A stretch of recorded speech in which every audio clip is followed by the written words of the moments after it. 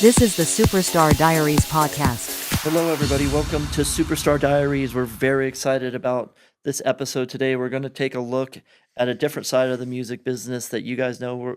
As Shawn and I are DJs and producers.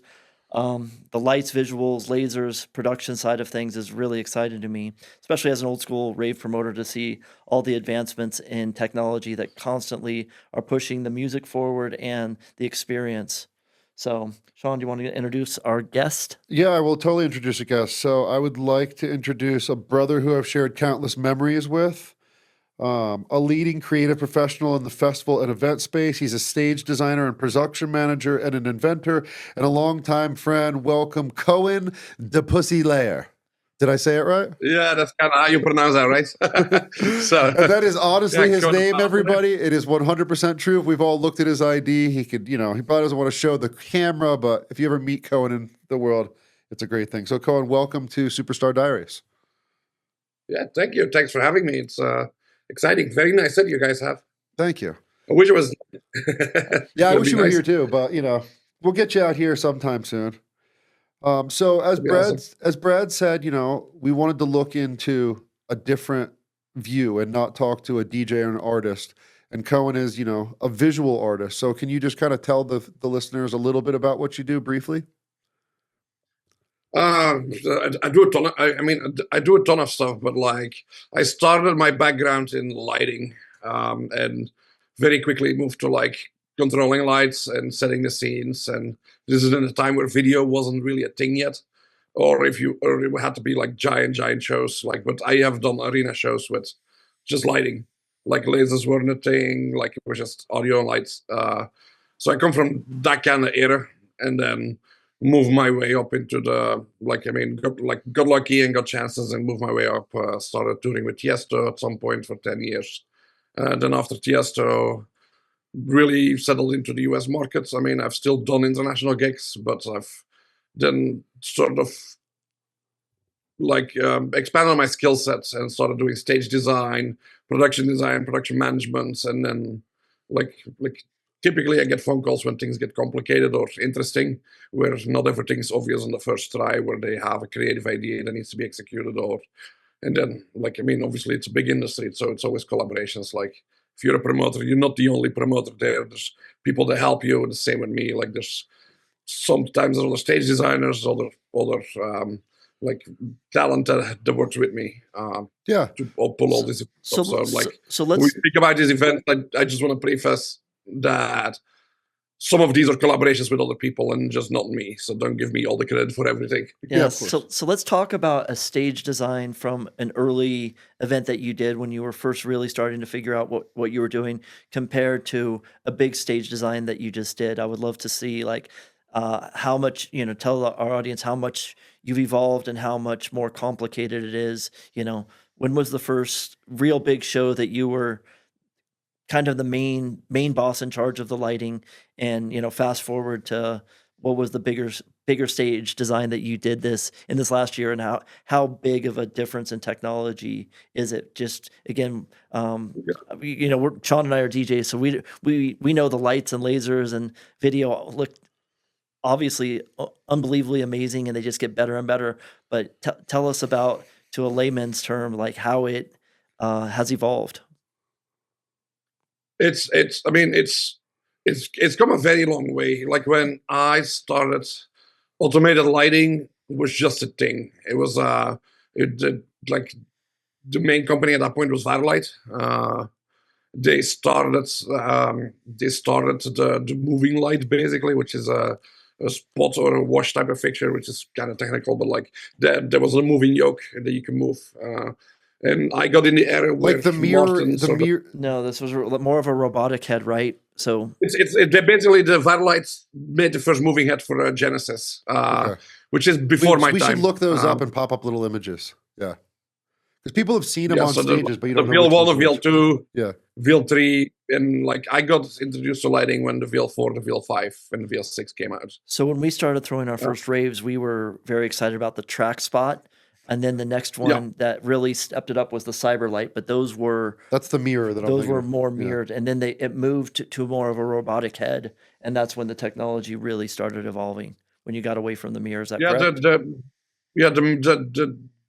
To my knowledge, the original moving head is actually a moving head. And I know there were some mirrored fixtures, but like just the degrees of range and the functionalities are a little more practical in like moving heads. So the scanners kind of went away. There's still a few here and there, but it's not an ideal format for it has a limited field of view. Anyway, but when I started, there was a lot of like conventional lighting, which are like lights that go on and off, very simple strobes and some moving lights, and that was sort of your arsenal. And then a lot was done with scenic and fabric and creative designs in the fabric stages. backdrops. It's like, so it's basically like our set. This was the original Tiesto set. Well, I mean, Tiesto, like when I started Tiesto, there was already video, but we had a big projection screen that was custom made with a very specific reflectivity, and then we did like single pixel LEDs in there. And it's collaboration with Arvin. Yes, they got me involved in that, and as that tour progressed, more and more people fell off, and I got deeper and deeper integrated. So But how many? I So how many so let's try to go to scale. So a show, one of the first bigger shows you did, how many moving heads were there? And now in a show that you've done in the last year, how many moving heads are there?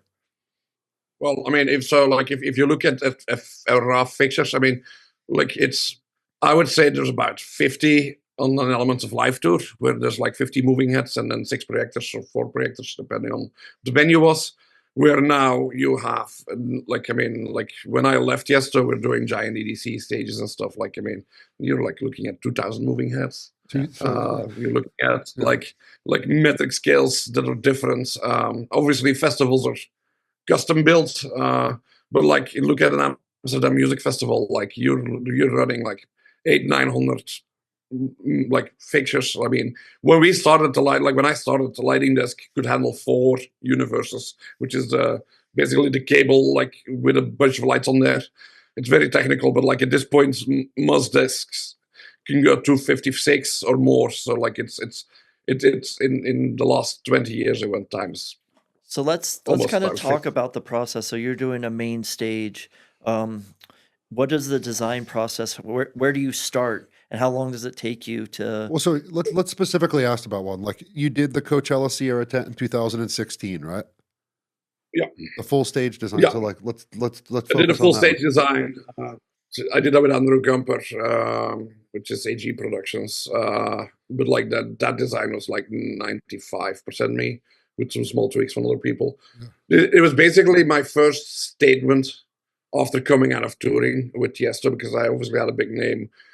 People knew me. I was one of the first touring creatives in lighting and video full time, and then the market expanded. And then in 2016, when I decided to step away, I got the opportunity to design Sahara stage, which was like basically my first big entry into like the festival market.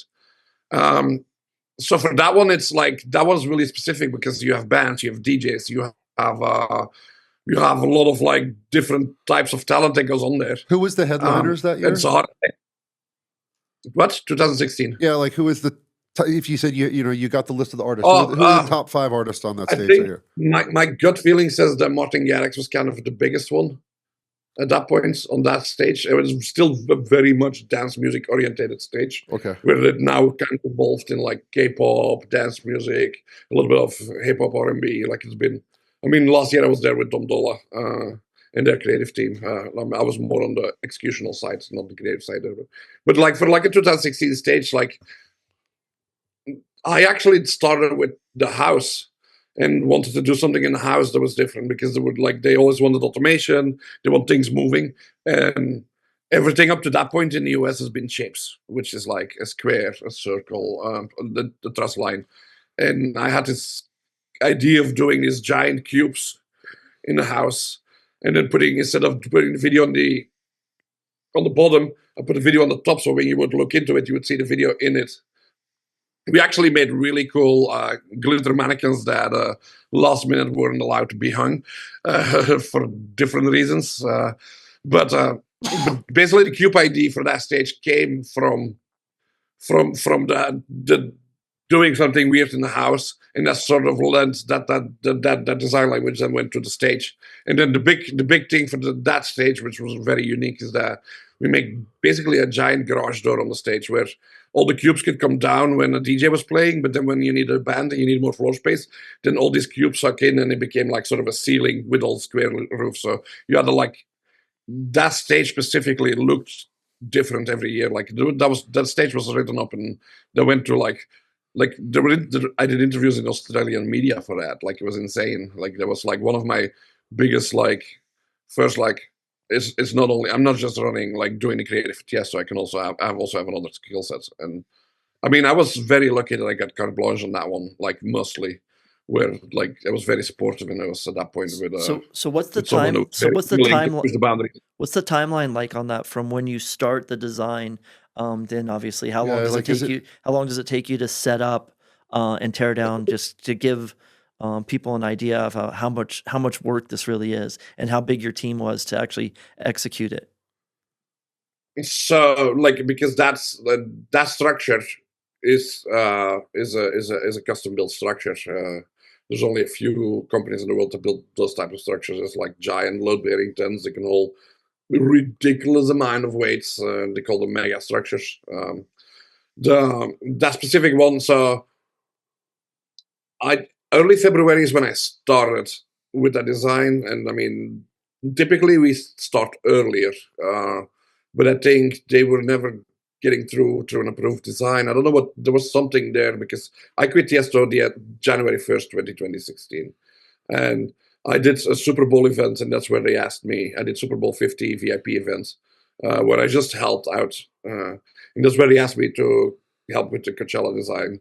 So then the timeline there must have been early February, first 2-3 weeks, conceptualize, then work through all the technical drawings, which is also something I do, which is basically make sure that everything fits. Like technical drawings are kind of like a plan that you make for a house or like a building that's really complex, that has all the bolts and bolts and the materials, and that will have all the all the electrics, all the lights, all the video elements in there. So then to actually go inside in Coachella, I think at that point we had like 16 days. I don't know exactly. It could be more. But it's like there's 4 or 5 days of structure built.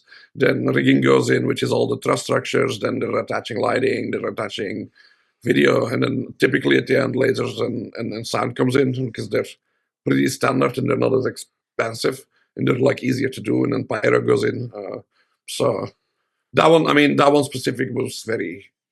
And then it was very. Are you programming the entire time, or are you programming at the show, or you have your programs built ahead of time? So when you're doing festivals, it's a bit of a mix where the festival provides creatives, like me, like I did lighting there. They provided a video team, like that they hired for the video content.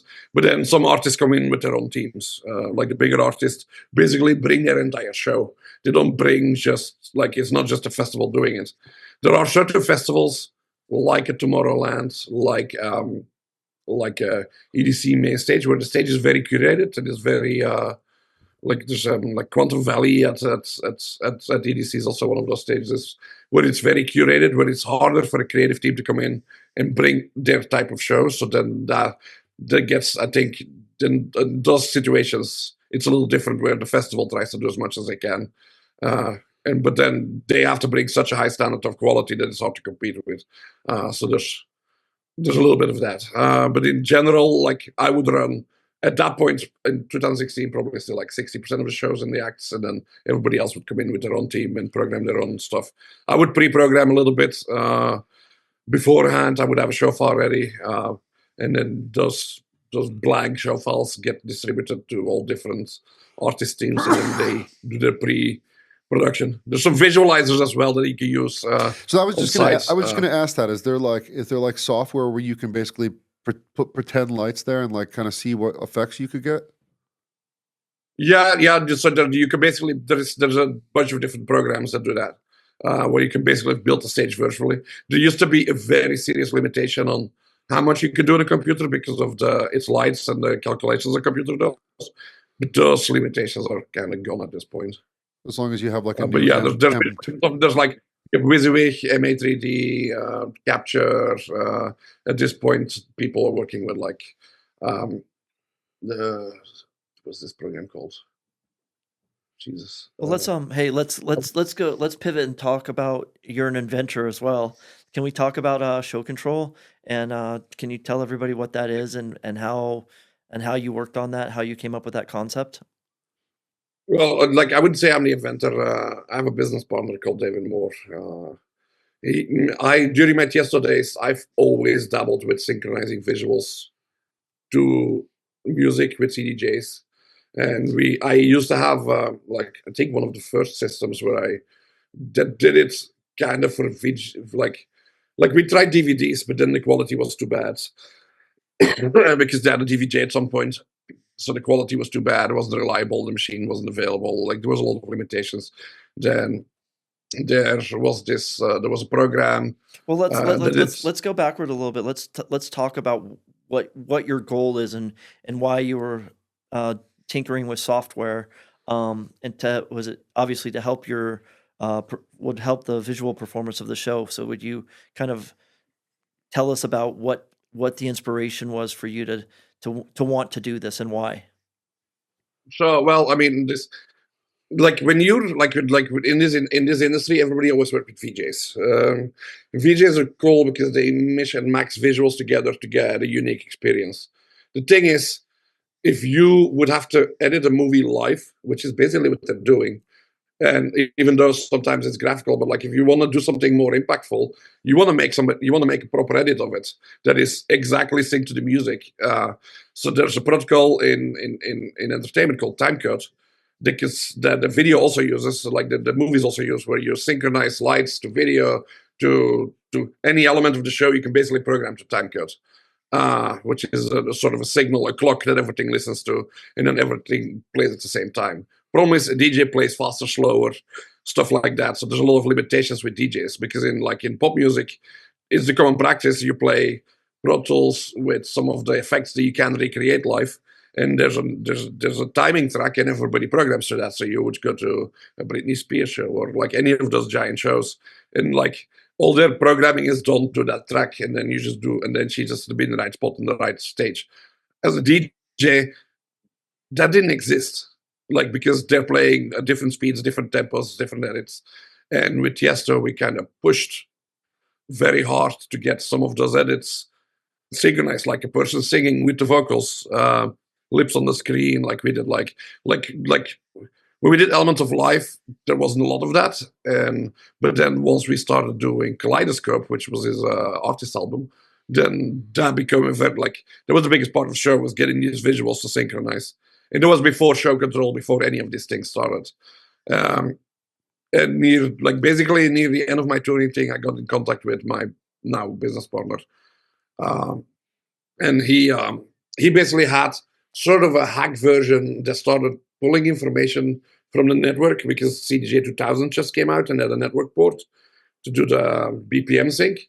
And he found a way to hack into that and do it super illegal.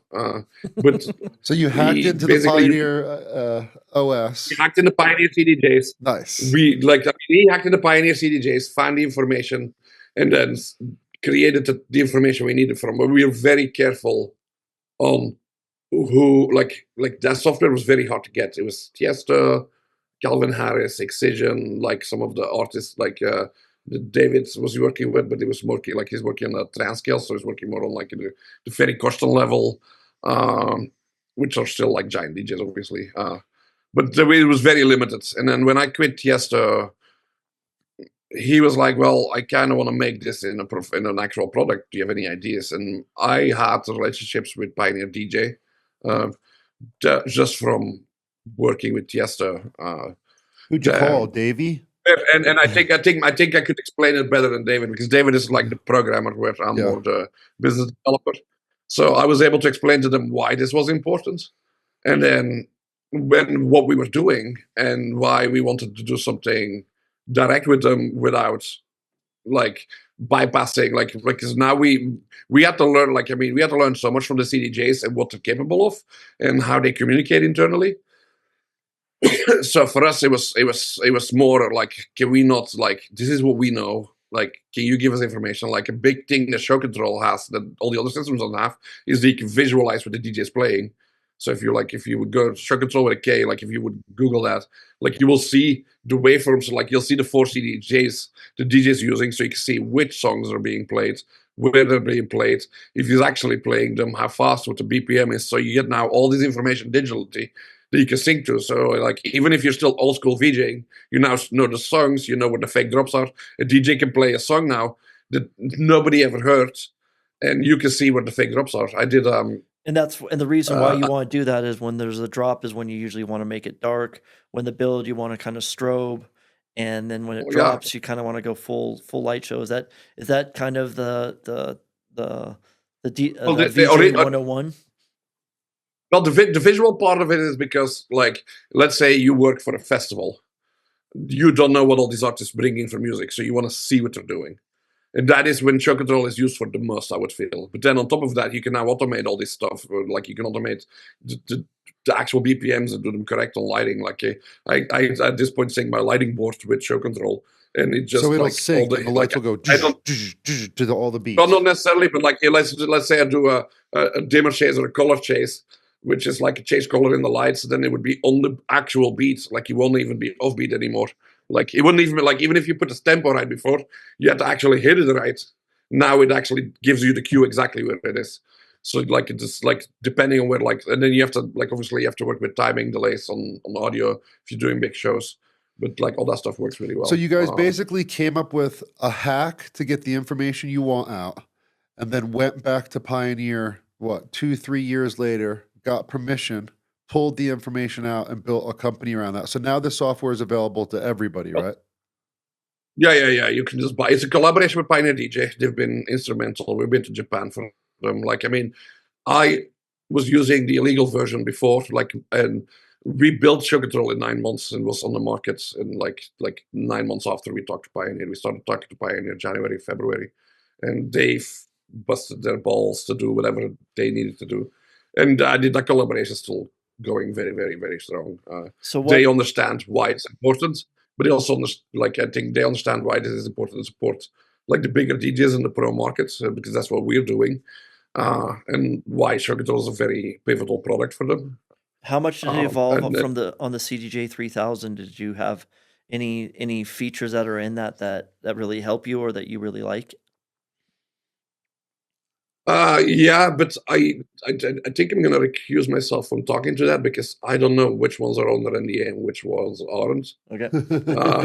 I like that. Our first refusal. But like I can tell you that the step up from a 2000 to a 3000 just in raw processing power and build quality is tremendous. And the only reason I don't want to talk about this because we're obviously working on other things with them. Fine. So and, I just I don't think there's a lot of benefit for you guys for that. Yeah.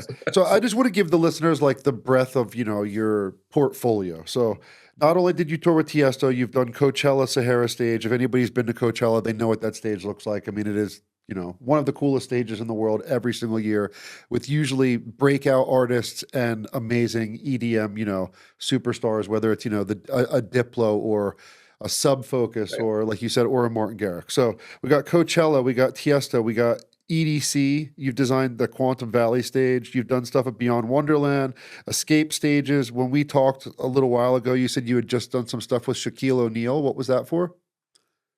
It's actually like like I think when this episode is aired, the Super Bowl already passed. So during the Super Bowl, Super Bowl's this Sunday. Well, we don't want to time skip our show, so.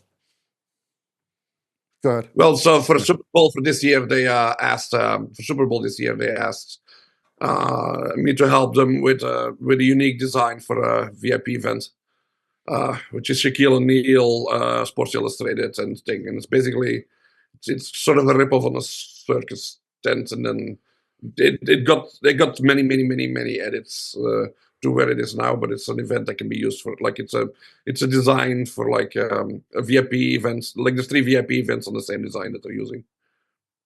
Do you really... is that what really inspires you right now? Do you love doing these type of things? What's the favorite thing that you like? I like the puzzle. like one of my biggest shows every year is EDC, but the cruise on a cruise ship.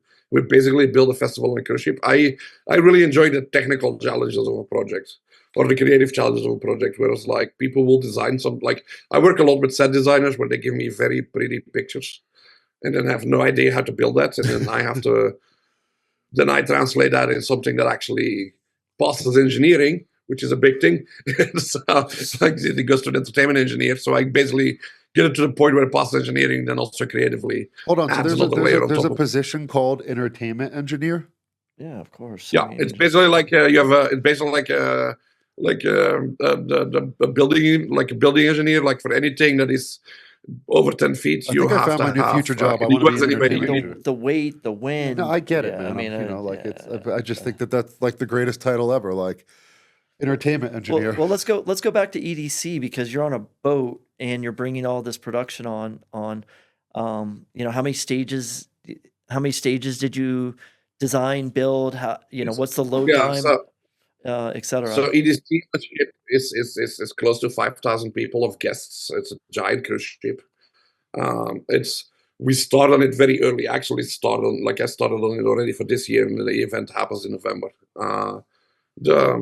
It's we're basically building 4 big stages for like I mean it's obviously to scale for a ship, but like the ship moves, and there's also no we can't really do a lot on a you can't really do a lot on a cruise ship because they're not going to keep the cruise ship in a dry dock for a week. Like we have to plan our stage builds with the people that we have to go. When we arrive in port, like there's a little bit of pre-production done, but like when we arrive in port in the morning at like 6 or 7 a.m., by 8 p.m. that night, all the stages are running operational and going in. And then it's a 4-day trip. It's always to like a cool island somewhere. Like sometimes we have 1, sometimes we have 2 destination events. Then we build stages on the islands remote as well, with like different teams. And then the cruise ship passes by there, goes back. It's like as a fan experience, it's a very unique thing to do because you're basically stuck on a ship with the artists, but like you get to in some cases you get to interact with the artists, like the talent that gets on these cruise ships. They also get into the vibe, so they sometimes play extra sets. There's a lot of like very interesting things. For me, that like I'm in the background. I do the entire puzzle of like how much equipment can we get on, how fast can we get this built, how many people do we need at each stage, like how do we move our resources based on like some of the outdoor stages are open at 3:00 around like the time that we sail away. Some of the indoor stages are longer. It's a giant puzzle with a lot of people, but like it's very, for me, that's some of the most interesting projects I work on because it's really you have to at that point you need to know from how long does it take to hang a light, what it needs to be done, and if anything in that puzzle doesn't work, then stage doesn't open. And that's like you don't have there is no spare time, like the spare minutes, which is for me those are the most like the most fun ones. So another one of your skills is just lighting design and stuff in Vegas. You're very well known in Las Vegas. It's one of our favorite cities. Kind of tell us what you do for the clubs out in Vegas, and tell us what's even your what impact. what clubs you've even done. I've originally when Hackathon opened, which is where I came. I mean, with Tiesto's history in Vegas has been around a bunch of random clubs. When like 2011 is when the DDM boom started, where Excess started doing. I don't even know if Excess was already open. That's when Excess was about to open, and they very quickly pivoted to DJs. But Yeah, no, because we were the first resident there, so our residency started in 2011, so we know that date perfectly. Yeah. So we started doing basically. Tiesto was doing Ibiza shows over the summer. We built these giant stages in a giant club, like automation, like the craziest stuff ever. Like, and that concept we wanted to bring to Vegas. And we did that at the Joint, which was a seated arena with a big capacity on the floor. So we did like 10 or 11 shows there. During that time frame is when we were playing because I remember doing a walkthrough of Excess because we started a residency in 2012 in Excess with Tiesto, where he was the headline DJ for like the DJ for that club. Yeah, Producer, I don't like so let's talk about the how main many producer. times we've crossed paths. So we crossed paths many times with Tiesto. I think we hung out with you in Ibiza. We hung out Yeah, with because we you played in Privilege. Amsterdam. Yeah, we played Privileged. And so yeah, when did you meet Shawn and I? Kind of tell us the story about I your mean, impression of I us. it's always a little blurry because like in this industry you pop into so many people in and out. But I 2012 for sure because we like you guys used. I think you opened a couple of Tiesto shows. You played a bunch of headline shows. I know me, Shawn, and you guys we always hit it off very quickly. Like it was always fun to be around each other and yeah, it's just I Yeah, mean in the entertainment is pretty crazy. At that point, it was a pretty crazy world, and it was still like a lot of friends and family. EDM was still like not as corporate as it is now. It was less of a, it was more of a, I mean, obviously it was a big business like with Beatport and all that stuff in the back. It was already like a huge business, but it was still like more a family feeling to it. Like it became like now I think it's more of a, everything's more business driven. yeah. So let's go And back. then was So, more, so let's go back to Beatport. What was your first experience with Beatport? When was that? I knew about it a long time. And then I don't know if I know you guys first in Manufacture Superstar or at Beatport. I know I came to the offices once with Tiesto that we walked through Denver. That you gave us a tour, you brought us to a Broncos game. So I must have known you before 2011. Yeah. I know when I walked. When was the Tiesto Broncos game? Oh, I mean, I took him to many Broncos games. I think I took him to his first Bronco game. Yeah, that's the Yeah, one. That's the one with the beat. and then yeah, The you thing guys, I remember from the you thing guys, I remember from that game was a giant B-52 that flew over the stadium, yep, which was insane. and you guys came to the Beatport offices. I do remember that. So that Yeah, might yeah. have been the first time we met. I already knew you because you were already promoting. I know Brad longer. I knew you longer because you were promoting shows. So we used to play your shows Yep, Yeah. with correct. Tiesto. That's where I know you from, like from those shows. And then I know that we came to visit. We went to Denver for one of your shows, and then I mean, I remember that me and Tiesto's tour manager Kelly at that point we even DJ'd the rooftop of Beta. Yeah. It's like or like the second floor. It was just like a bunch of friends hanging out and having fun. Yeah, we always. I mean, that's a good thing about being in this industry. As long as we have, like, I mean, we've known Cohen for 20 years. We've known Tice for 20 plus years. I mean, he came and stayed with me during COVID, like literally on an air mattress. He wanted to get out of Vegas. He called me and drove to Denver and hung out with me and my wife for, I don't know, a weekend or, whatever, however long. Yeah, it was great. Yeah, In quarantine, many we're times, just yeah. drinking alone. So that's one of Yeah, the. and I got to sleep between all the sins. Yeah, we have a lot of cool analog synths. That's for sure. Great, yeah. There's so many stories though. Like, I mean, yeah, I mean, so like from like it just, I mean, all this stuff kind of sort of naturally progresses for me. So let's Like, I mean, I know that. so let's Yeah. go let's go back. We always like to say, like, what was the first moment in time that you really fell in love with dance music? And also, can you tell us a really funny story just about the past? You don't have to name any names, but I've shared quite a few stories on this podcast so far, and I just can't stop laughing. What's something that just makes you smile that happened in real life?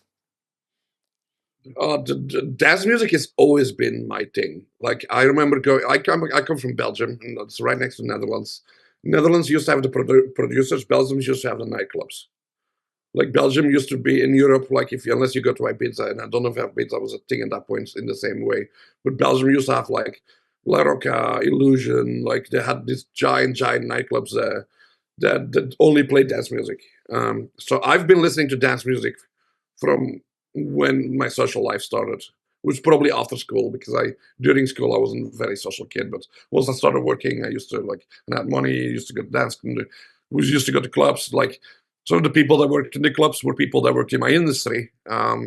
So it was always cheap to go there. It was always to go hang out. I got to do lights in some of those clubs. It was a lot of fun. Like there was didn't they open like bigger ones like Versus and stuff in Belgium? But it's like, yeah, it was always great. So for me, dance music has always been in me. Like, I mean, the first like artist that I got hung up on was Ferry Corsten. He made this I don't know if it's DJ Mag or one of these magazines out of the UK. They used to send us, or Mix Mag maybe. They used to send a CD from an artist with every edition. Like, and I would go find to specialty stores. I would go find them the magazine and get the CD from there. So like I think the first like really in love was the Mix Mag edit of Ferry Corsten that he did for that. That was my first dance music. And you played Like it repeat on like repeat. fanboy.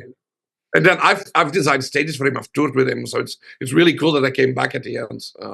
It's like he's one of the nicest guys like ever. Like it's one of the most genuine artists that I know. Like he still stays true to what he believes in. Like I really love that. So I think that's for music. Like I just grown into it. That's always been my music. It's always been my passion. I mean, I actually ran Tiesto shows before I was with Tiesto. I used to run festivals in all over Europe where Tiesto would perform. And we actually found out later that one of the shows that he loved the most that he was looking for the LD for was a show I did. But I never found out until I was already working for him. It's really That's funny. awesome.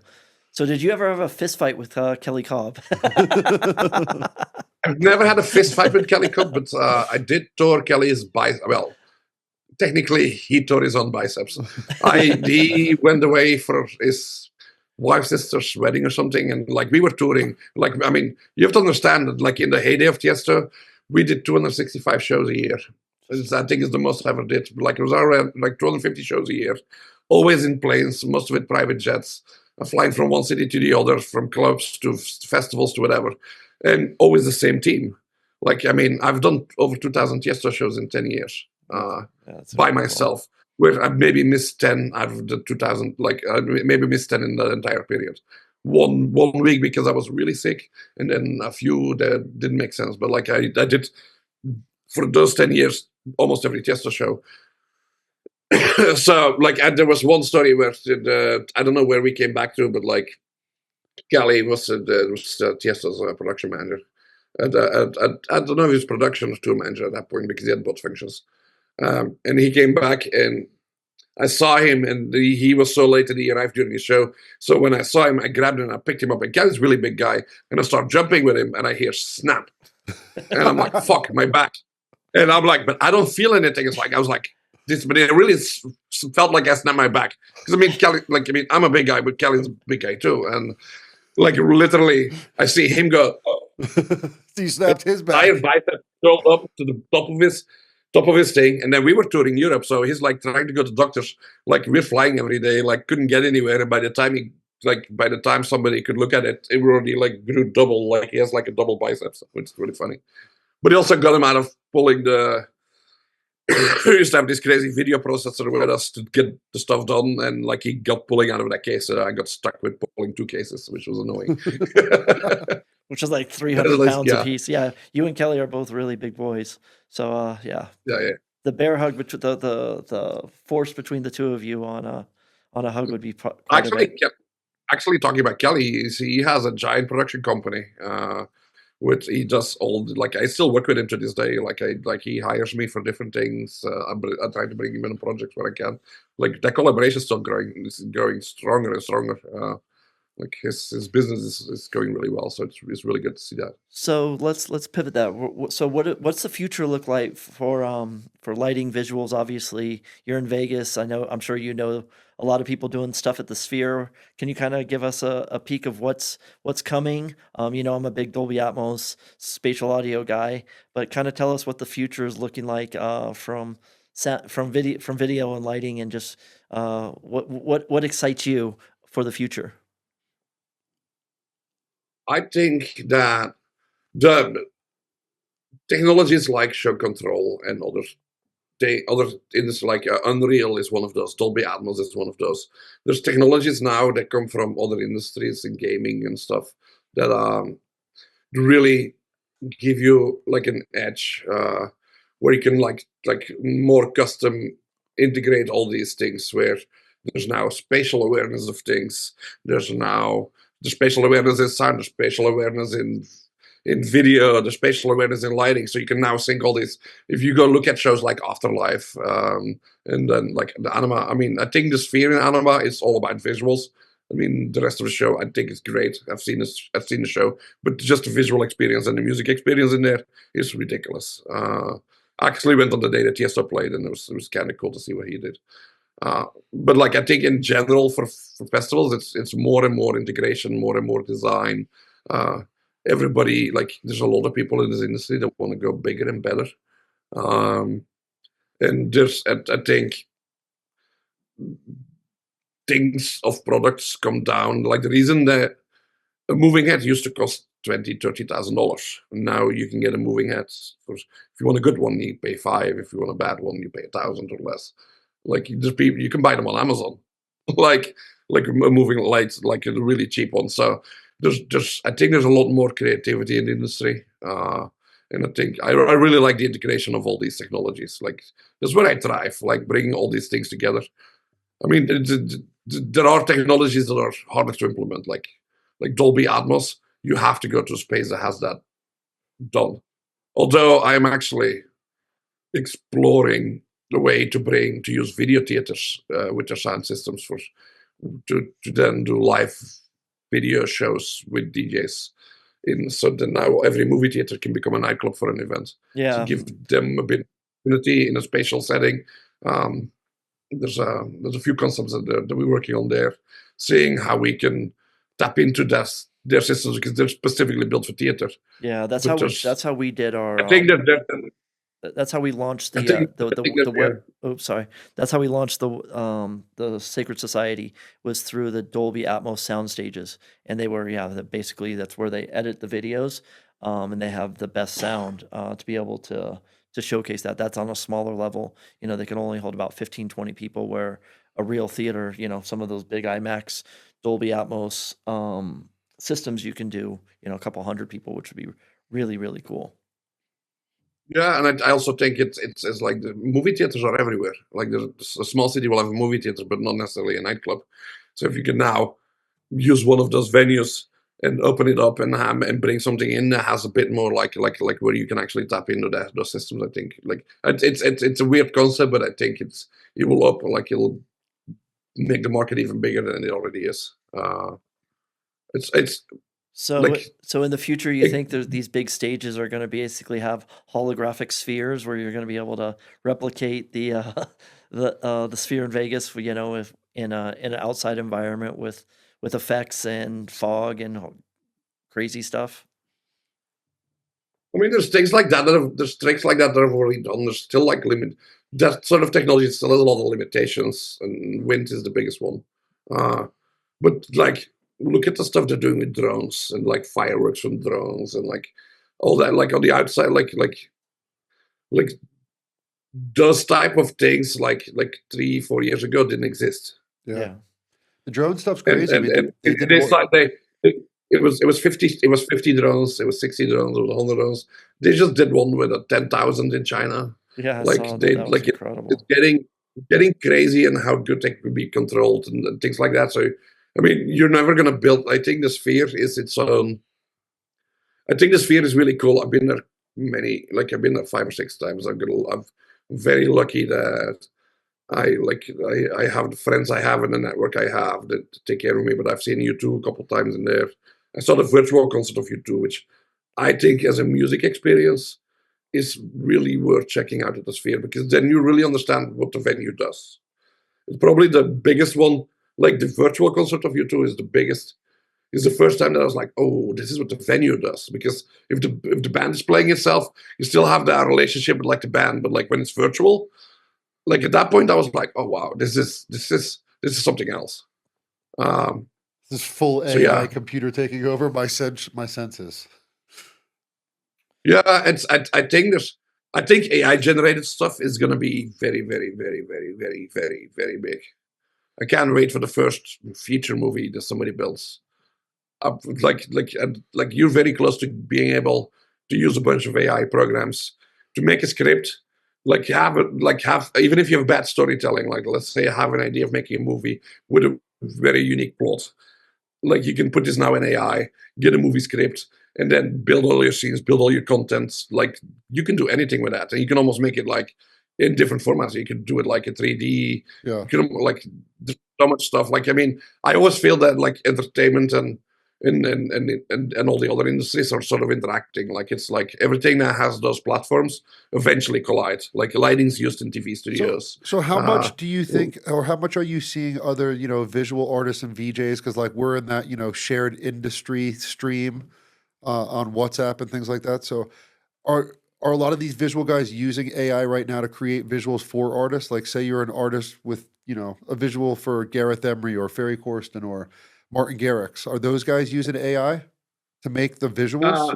I think that AI is definitely there's some shows that have been completely built on AI, but it's basically still a set video that's basically created use AI to create a music video and then sync it with show control stuff like that. But yeah, 100% they're already using some of these things. Even if it's just for storyboarding and scripting, like just to get your idea across, it's very easy to give AI like a very unique prompt to give. Like if you let's say the way I would use it, for instance, if I were a producer like you guys, is like if you have an idea of something, you can be like, make it in AI, like a basic version of it, and then be like, hey, this is what I'm thinking. What's and then just have all. What's the video platform for AI right now that you would use? Like if I wanted to go home today and make a video. I mean, it's like most of it are short clips, but like things like Clint AI with a K. I use this one on my phone a lot, which is called like I have to look this up. So as we're talking about that, Unreal Engine. Clone AI is a good one. Sorry. Go ahead. Plot AI? Yeah, Clone AI is another one. Yeah, Clint AI, Clone AI. There's a bunch of them. I mean, I personally don't use them as much, but Wiggs, our producer's looking them all up right now. He's gonna go home and literally like make videos, be like, so guy goes in tracksuit, goes to a convenience store, comes out, So let's talk about Unreal Engine a little bit. That obviously was a big program for all the movies, and it feels like it's making its way into visuals and EDM quite a bit right now. Yeah, guaranteed. The nice thing about Unreal is that like your visuals become, it's basically a gaming engine, which means that you're creating your visuals live, which means that you're working in virtual worlds where you have full control of the lighting, the video, the content that comes in. If you want to animate a 3D object, like the Tomorrowland, the main stage is completely run on Unreal and Resolute, but you can still run your typical VJ software. I really got like I helped some really, like it's called Mad Club here in Miami. Like I'm in Miami right now. It's called Mad Club here in Miami, and I helped them with their installation, getting it up to a point where they can actually maximize their installation. And their VJ is really deep into the AI world, and that's the first glimpse where I saw like, oh, this is like insanely powerful, because you can like in that club we are matching the lighting in the videos with the lighting in the house with the same color schemes just from the lighting desk, which is crazy. Like that is like awesome. Like let's say I have a certain video and you make you can make it as complex or as easy as you want, but let's say you make sort of a guy driving on a motorcycle in the background, and now all the elements around him can change based on what the actual physical world does with lighting and lasers and stuff. It's pretty freaking insane where you can get to and like get that more like unified integration. So that's why I was used to get that by myself. Because I didn't like. So where are we at with lasers now? I mean, they just keep getting bigger and brighter, bigger and brighter. What's your opinion on lasers? I have this. I'm gonna jump a little bit. Like I have this design philosophy when I run shows, and it's like lighting used to be a look because there was no video. But like once video came into play, I very quickly understood that your lighting look does not compete with video. Like the video screen is always more interesting.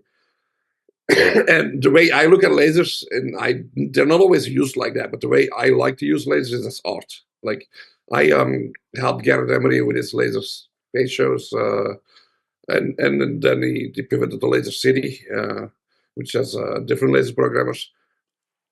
And there, the emphasis on using lasers as art rather than lasers as just a crazy laser look really became like it became big. So I think like if you want to see a badass laser show, go see Gary Emery. So when you say like lasers as art, like what do you mean? Do you mean like creating a if you visual scape? if you if for me, if I look at a stage, like if you look, a video could bring an idea. It's like let's say I put something on the screen, I put Shrek on the screen, you're thinking of Shrek. Like you see Shrek. Like it's very easy to, with video, it's very easy. Like a picture says more than 1,000 words. Like that kind of philosophy. So video is setting the context around what the song is. But sometimes it's energy and it's just visuals. But sometimes you can have a visual and a person and whatever and make it more human. Look at Anima, like his entire show is the visuals and how they translate and bring the energy with the thing. So for me, video is that tool. Like lighting is where you touch people. Like it's the only tool where the entire crowd gets a feeling. So you have to touch. Like for me, when I run lights, I treat them as a feeling and a touch that you do rather than the visual look it gives you. Like it gives you a certain energy, a certain mood. Then with lasers, it's like looking at a painting. It needs to be art. Like it needs to be pretty. Like it doesn't. The laser by itself is just a shape. It's a bunch of lines with colors, or dots with colors. But like if you, for me, the way I like to use them, and the way that like the guys are the very best at this, 3D does, you become like laser becomes sort of the art into like your house. So it's like a paintbrush. So for me, lasers are just like it's the most, like, no matter what, like it's like you can put whatever on that screen. If the laser's right, it's the most interesting thing to look at. Yes, for sure. So you have to treat it as the most interesting to look at, because if you start treating it as lighting, like some people start treating it as like lighting and energy, and like you already have tools for that. Like that interesting look and the way it looks and the dynamics of a laser and the fascination. Like when people are like get into the zone, or like focus, like their minds go certain ways. Like you have to treat them as those like art pieces in your. And I think like somebody like Gary Emery like actually did that really well. So He's got that. So really insane. So then, kind of looking into that topic further, like how do you think you approach, whether it's a single performance for manufactured superstars or Tiesto, or a whole night at a stage differently than a DJ? Like, we go in and prepare music based on the mood that we want to create and edits and the time of the day that we're playing and things like that. Like what goes through your head if you're going to plan visuals for, a certain artist at Coachella or a certain artist in a nightclub in Vegas?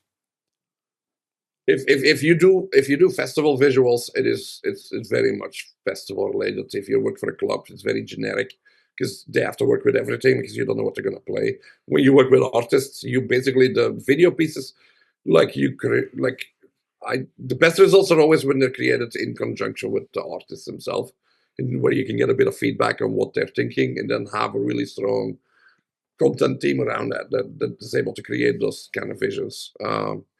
Lighting design wise, it's a little different. Because I treat lighting as a feeling and as energy. Like you could have gone to, like, I played Hakkasan after Tiesto did Excess. I played Hakkasan. I reprogrammed that club. I added lighting fixtures in there just to make that club work. That show, I would have shows where people were in it that were dark blue at the beginning, and then I had shows where, like, I would say the more bigger weekends in Vegas where there's more tourists and people don't really come necessarily just for the artists, because like if you play Vegas, Vegas is a very weird market. Like if you play the big weekends, then you get a lot of tourists and a lot of people that want to be there, but they don't necessarily know the music. So you have to play very commercial and very open format. And like energy wise, like as for me as a designer, I have to really put a lot of energy in that crowd for them to start reacting.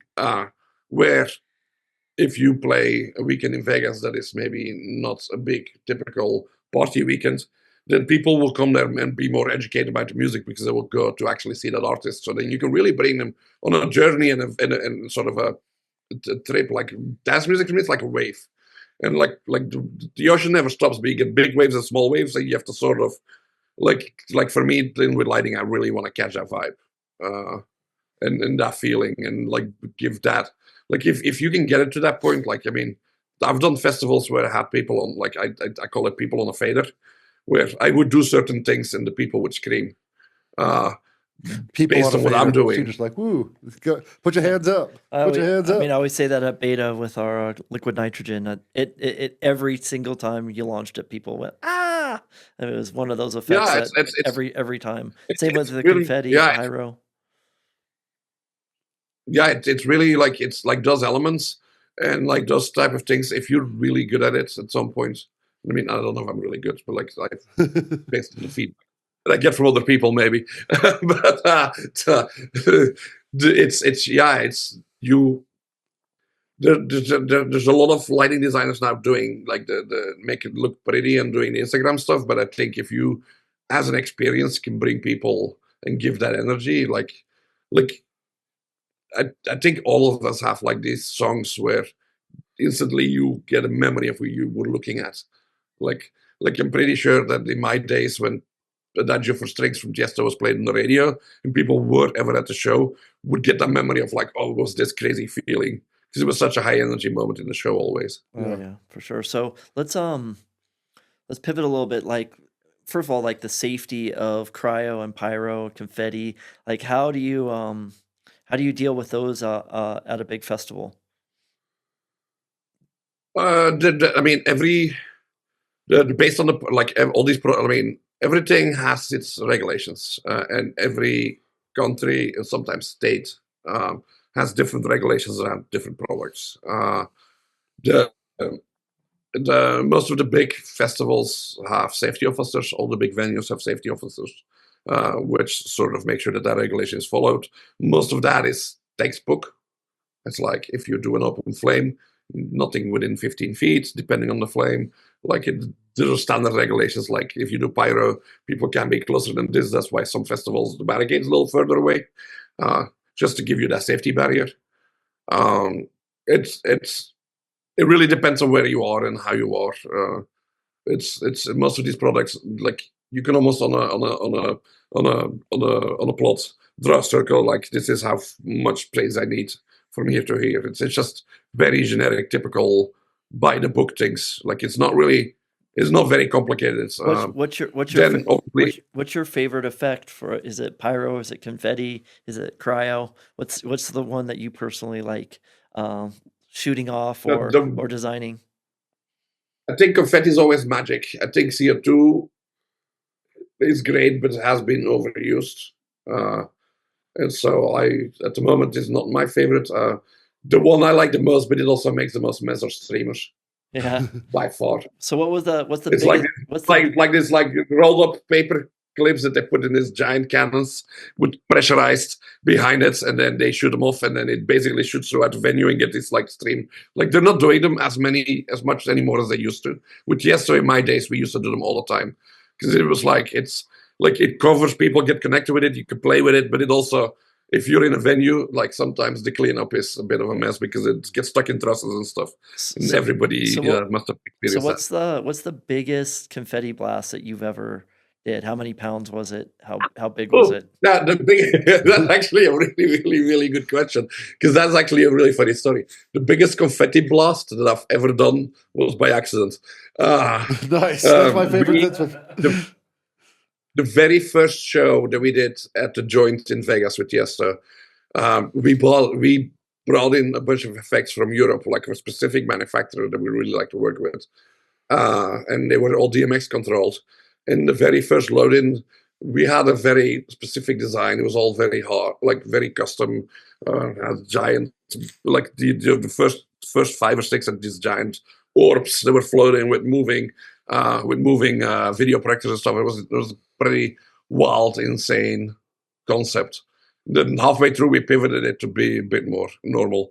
But the very first one, we had all the confetti, all the CO2, all the streamers, everything that we had in the venue went at the same time on the first moment that I shot something. Like what all was of it, it. like 1,000 pounds of confetti? How much was it? It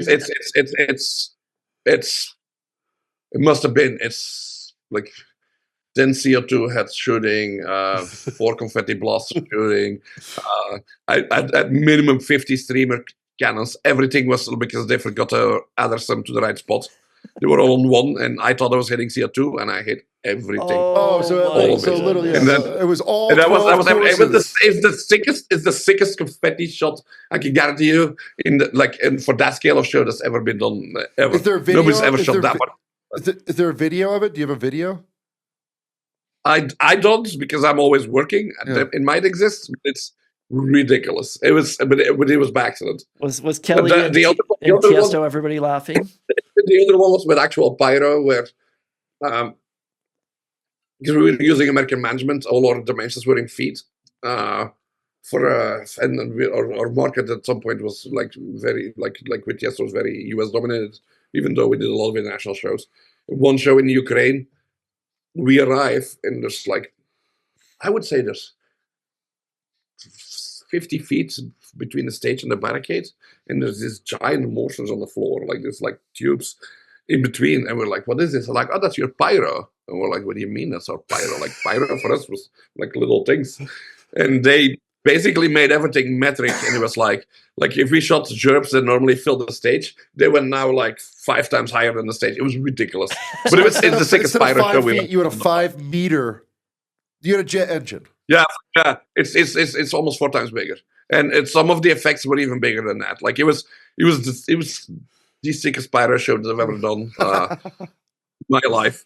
But it was outdoor pyro that was way too big for the stage, and it was and I don't know, as a crowd you were kind of far away, but it was a giant show, so it didn't really matter. But it was one of the Ukraine shows. Yeah, it was crazy, but it's so sick. So other than the confetti mishaps at the joint, have you ever had any other lucky chances where you actually made a mistake and turned on all the lasers and lights or turned them all off and it went over amazingly and you were like, oh my god, I did. Everybody's like, great job, Koen. You're like, I fucked up, but it was a really it was killer to look at. There's 2 that immediately popped to mind when I was we were touring full time. There's one where I had this is VL2s, which is a very old light as well. But we had one show where we had a ton of VL2s, and I used to have the practice of resetting my lights before the show just to make sure they're recalibrated, because these days it's not that big of a deal anymore. But in the older days, all the colors would go off and everything, all these functions would go off, so it basically rehome the position. But VL2, if you would have restarted, it would turn off the light, restart, and strike the light again. So when I started my show, all the lights were off, every single one. So I started my show. So luckily it was a slow intro. So when I realized, I hit strike and all these lights started popping up. And it's they have there was arc lights, so they have the sunlight and they become a little yellow and they become brighter. So it was actually a really cool effect. And then another lucky one was that I had a desk that corrupted itself, a lighting desk, and I basically had to program the show while the show was happening. And that one, I learned a lot from that show, and that gave me different ways of programming, because I was literally okay, next thing I need blue, so now I have to go program blue in blind mode, make the cue, hit the cue, okay, next, and I had to, and by the end of that show, I had a full show that nobody knew that I started basically, but at the start of my show, I had a blank disc. I basically saved my show at the end of the show. The desk crashed, corrupted the file that I had on the disk. So I literally, the only thing I had left is a patch and an empty desk, which was crazy. Yeah. So that's one of the other ones. And a desk for everybody else is the whole lighting. Most of the mishaps are technical, parts of the screen that fall out, some lights that don't work.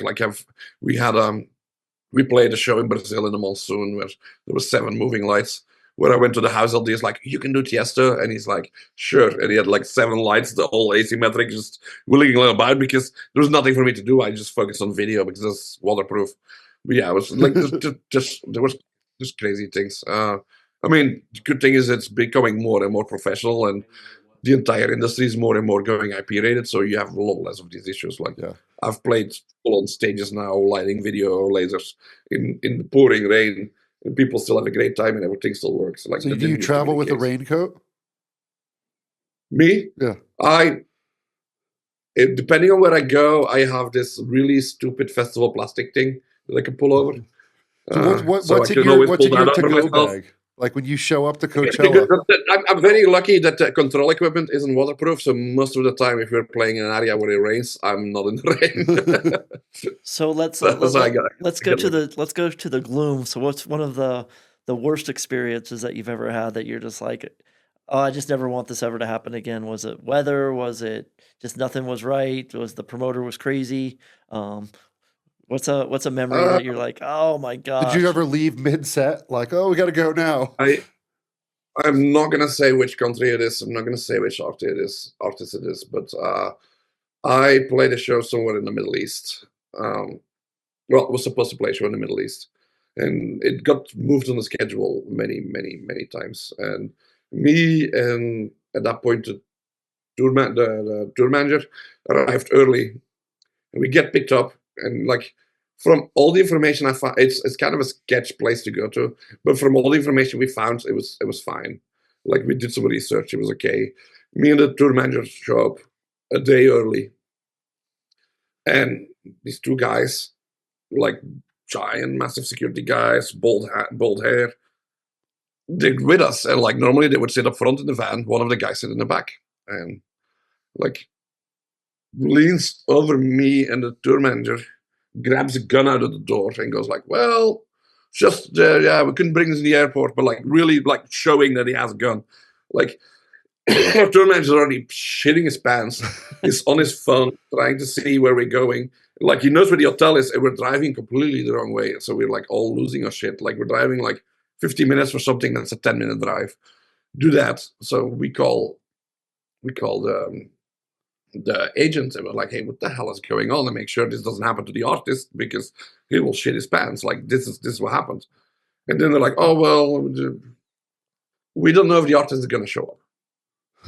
And I'm like, well, you need to let us know because like one of the security guys is in the room next to the tour manager, and like at this point it feels like we're hostages.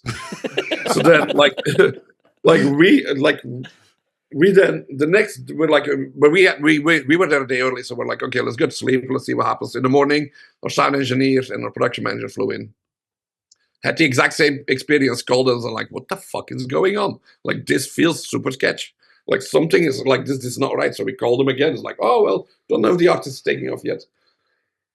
So we basically gave the agent an ultimatum, and we're like, well, we could push our sound check late enough. If by this time we don't know that it's in the air incoming, we're not going to be stuck in this country because we're in the Middle East. Like we're not going to survive this. Like they'll just shoot us in the head or something. Like that's really how it felt. So we came up with this entire elaborate scam. Went to the lobby, basically told them that we needed transport to go to a different hotel to meet with a different promoter, but then nobody could find out about it because it was very sensitive. Then we had to smuggle tour manager's luggage piece by piece to different rooms. Then we were doing meetings, having dinner. Like while the tour manager went at dinner, we already passed the keys to somebody else when they grabbed the last bits of his luggage. We put it all in the van. Our sound engineer was the only one that wasn't really under scrutiny. So he filled up the entire van, was already ready. Then we faked going to his room. And when the security guy closed his door, we all walked back. Like we didn't close the door completely. We all went to the van, went to the other hotel. At that point, the agent already luckily had booked different flight for us. And then we flew straight from there to Moscow and never played the show. And I mean, we got yelled at the end for like, oh yeah, the show might have still happened. But like I mean, I'm in my core of gut feelings, and anybody else that was there is like, if for some reason he like that person wouldn't have showed up, like we would have all been kidnapped or dead or ransom. I don't know. Like it would not have been pretty. Oh my goodness. So that's one of the craziest like I- non-show related ones. I mean, that's an episode of Homeland. Like, come on, totally. let's go write the AI script for this right now. It felt very much like a compressed there's version your of movie Argo. script, right? Yeah, Brad hit it. That is the movie script for AI. We should literally write that and have a whole movie created of like. We can be the superstars that didn't want to show up. Yeah, so. totally, 100%. It- Just show us in it's very- Miami. It's a condensed version of Argo. Awesome. Like Argo is when these guys got stuck in an embassy somewhere. It's kind of that kind of story. Yeah, totally. Because we were afraid. Like we waited until the van from the hotel was gone with all our luggage, like didn't know where we Yeah, were I mean, going if- because we pretended to check in at hotel, like to go into the hotel with our shit, but then we went back out and like get the airport. Like it was insane. I love that you Until booked the plane other took off, flights, so they we were couldn't go shitting our try to pants. find the flight that you were on. Be like, oh, he's leaving at 1:00. We'll go find him. Yeah, well, they didn't know. Yeah, Yeah. nobody knew that we left. And then once we were left, they told the promoter that nobody was there anymore. Yeah. Yeah, no, it was crazy. It was fucking insane. Yeah, it was freaking insane. Awesome. Let me see if there's anything else that I had here on my notepad. We were going to talk about like how like what communications like between like the head of the festival and like the DJ and the artist and the manager, like how much actually goes back and forth. Who cues the pyro, who cues the visuals? Is the DJ in control of everything? Is it the production manager? Just a little maybe soundbite on that. That's actually interesting. Like if you think of who's like in charge, it's really different for every case. At a festival like EDC and a main stage, there's typically sort of a show director that will cue all of that. The one for Tomorrowland is exceptionally good. Like he works for the company itself. They sort of like make sure that everything works. In smaller stages, you just talk to each other, like on festivals. Like I would just yell to the VJ, like, my next song is going to be green, not knowing what the song is going to be. But then everybody's in the same color palette at least. With Tiesto, I always did everything myself.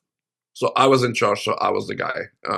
Then I still You were the guy that pyro shot off and all the laser. confetti at once. You're like, go. Yeah, but I mean, to the point where I would do shows where the pyro guy was stuck in front of me and couldn't pay attention, that I just found a hammer, was bashing on the fucking steel when he needed attention. So he's like, oh, he needs me. Because, yeah, they're not going to pay attention. It's also very hard if you're the last artist to keep a crew motivated. Let's say you do a 3-day festival, Tiesto's the closer the last night, they're ready for loadout. Like, how do you motivate these people to do it, to give them everything that's still there, like for the laser guy? That's why all these teams bring their own people. But like I was like in the beginning, that didn't happen like when I started. So I had to be very creative with how I had to communicate and basically get them all drunk in front of house so they wanted to work instead of loadout.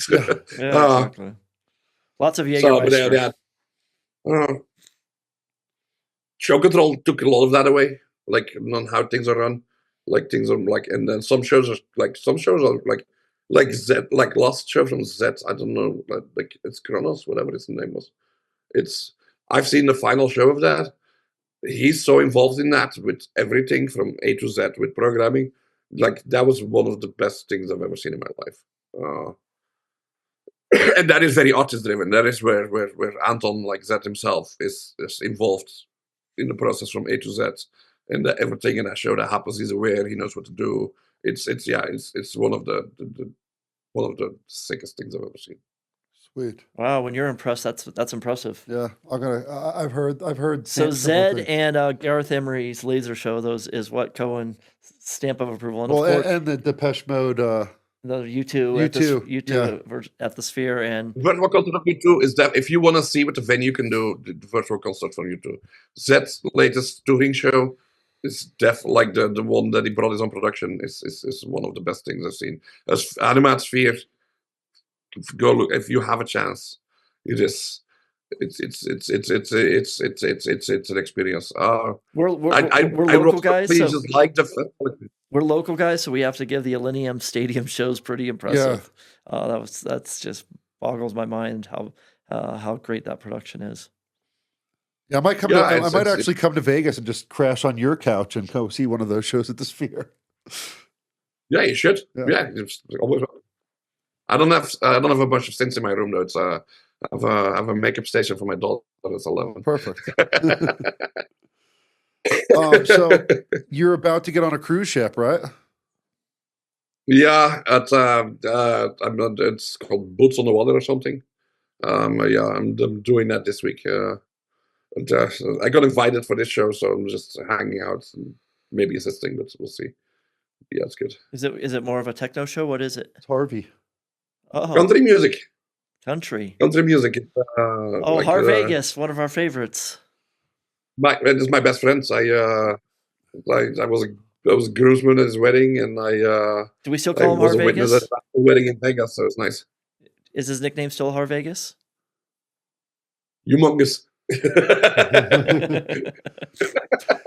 Well, tell You Harvey wanna we find said out what it- what's up. Enjoy the country and western. I hope you brought your cowboy boots. I don't know if you even own a pair of cowboy boots, but Hey, I don't. No, swim shorts.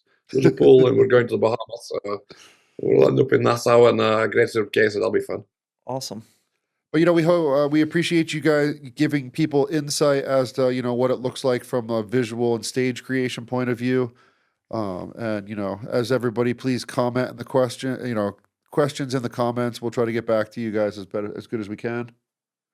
Anything else that you want to add, Brad, to that? I mean, I just really how spectacular our industry is, and what a big component the emotion that the lights, video, bring to the artists, and how you guys just enhance the show so spectacularly. People know what song the DJ is going to play, or they know their big hits, and they're always excited about what the production is going to look like and how you guys are going to emotionally connect with the audience. And you're exactly right, that moment in time when Adegios of Strings is playing, or Zed Clarity, or whatever it is, when you do something epic, when it's usually more minimal, turning off the lights or doing a beautiful color, or bringing them back up as the build comes.